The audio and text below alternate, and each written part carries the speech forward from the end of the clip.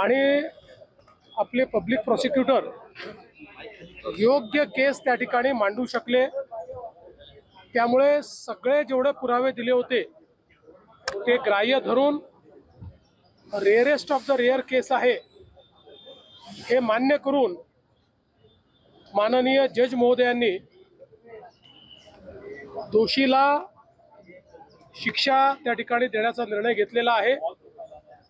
शिक्षेच्या क्वांटमवर देखील त्या ठिकाणी जो काही जिरह करावी लागते ती झालेली आहे, आर्ग्युमेंट झालेला आहे। आणि आता 29 तारखेला शिक्षेचं प्रोनाउन्समेंट होईल। प्रॉसिक्युशनच्या वतीने प्रूव्ड बियॉन्ड डाऊट अशा पद्धतीनं केस प्रूव्ह झालेली असल्यामुळे त्या नराधमाला मृत्यूदंडाचीच शिक्षा द्यावी अशी मागणी करण्यात आलेली आहे। आम्हाला पूर्ण विश्वास आहे की ही मागणी कोर्ट मान्य करेल। पण मी विशेष आभार माननीय न्यायालयाचे मानणार आहे, कारण एकदा चार्जशीट दाखल झाल्यानंतर केस किती काळात संपवायची हे न्यायालयाच्या हातामध्ये असतं।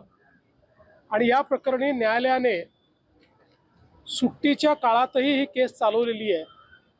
त्यामुळे घटनेचं गांभीर्य समजून घेऊन न्यायालयाने अतिशय वेगाने, कदाचित सर्वात रेकॉर्ड स्पीडने ही केस चाललेली आहे। ही केस एक बेंचमार्क मानून यापुढे देखील दुर्दैवाने जर एखादा प्रकार घडला तर त्याच्यामध्ये तात्काळ न्याय मिळू शकतो, अशा पद्धतीनं या केसचं उदाहरण आता सेट होणार आहे। आणि म्हणून मी माननीय न्यायालयाचेही आभार मानतो। आता एकदा न्यायालयाने शिक्षेचा क्वांटम ठरवला की या संदर्भात मग सविस्तर अशा पद्धतीनं प्रतिक्रिया देता येईल।